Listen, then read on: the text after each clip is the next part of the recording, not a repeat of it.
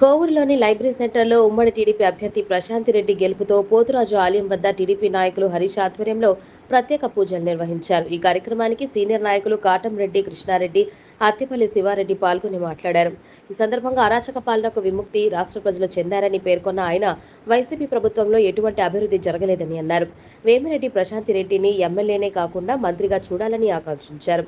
అనంతరం 100 కొబ్బరికాయలు కొట్టి భారీ బాణాసంచా పేల్చారు. ఈ కార్యక్రమంలో టీడీపీ నాయకులు, కార్యకర్తలు పాల్గొన్నారు.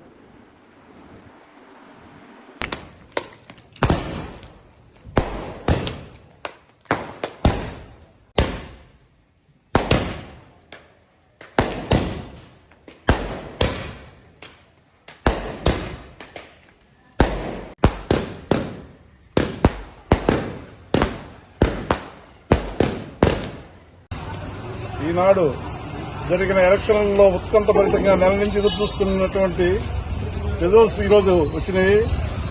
ప్రజలు ఒకరికొకరు గోప్యంగా ఏం జరిగిందనేది ఎదురు చూస్తున్న సమయంలో అసలు ఊహించని విధంగా సింగిల్ డిజిట్తో జగన్మోహన్ రెడ్డి నిలుచుకోవాల్సింది ఇంకో రెండు మూడు పెచ్చు వచ్చింది కాబట్టి సరిపోయింది.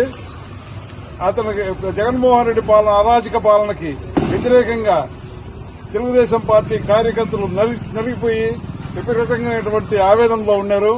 అదేవిధంగా కోవూరు నియోజకవర్గంలో ప్రశాంతమ్మకి సీటు ఇచ్చిన దాని వలన ఆమె మినిస్టర్ గా కూడా కావాలని కోరుకుంటూ కోవూరు లైబ్రరీ సెంటర్ నుంచి పోతురాజు స్వామికి 100 టెంకాయలు కొట్టి అందరూ పిల్లకాయలందరూ ఈ కార్యక్రమం చేసి ప్రశాంతమ్మ మినిస్టర్ కావాలని కోరుకుంటున్నాం.